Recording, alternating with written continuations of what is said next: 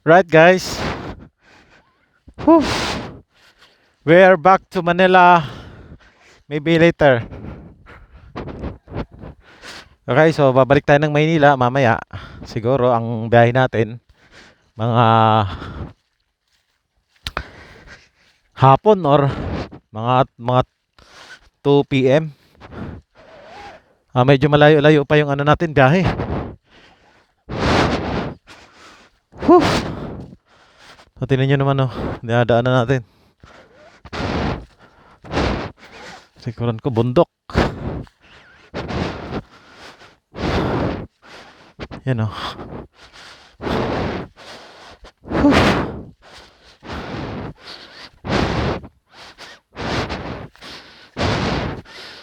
Init.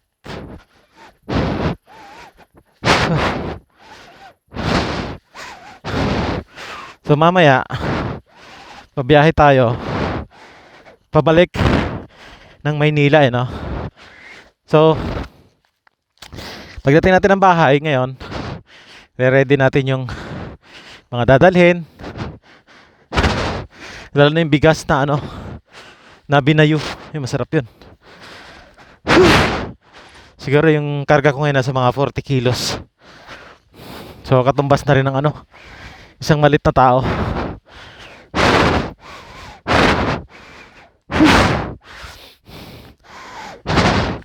Grabe sobra pagod.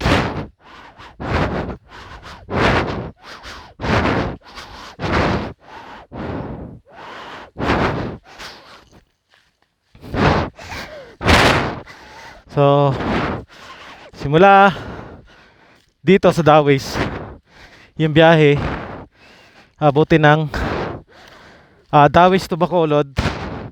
Mabiyahe tayo mamaya ng halos 3 oras din. 3 oras mahigit, mga ganun. Kasi dire-diretso yung biyahe. Tsaka ang kalsada rito, ang maganda kasi sa kalsada rito papuntang Bacolod, wala kang kaagaw. Kumbaga walang sasakyan, o meron man konti lang. So dire-diretso. So kaya natin ng mga 3 oras. Pagdating ng Bacolod, sakay tayo ng barko, biyaheng Dumangas no. So mga 3 hours yung sa barko. Okay. So pagdating naman ng Dumangas, mabiyahe tayo ng almost 6 hours papuntang Katiklan no. So yun, medyo malayo-layo kasi mahigit 200 kilometers yun. Kung hindi ako nagkakamali, nasa mga 215 kilometers. So mga 5 hours kasama na yung pahinga doon, syempre.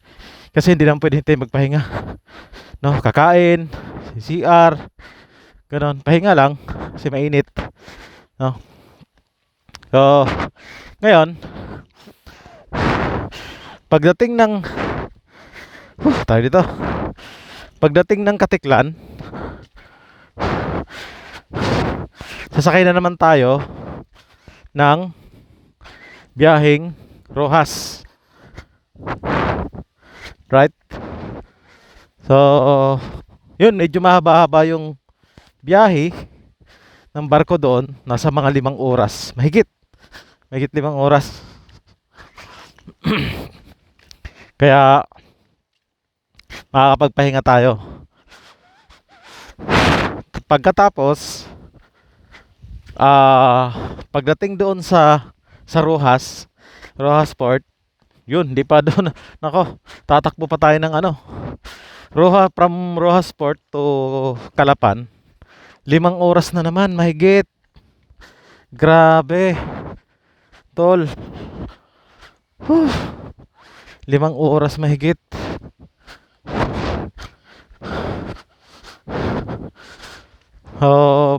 Pagkatapos nun, pagdating ng Calapan, Sakay tayo ng barko pa Batangas, so almost 3 hours. So pagdating ng Batangas, biyahe na naman tayo pa Maynila, no?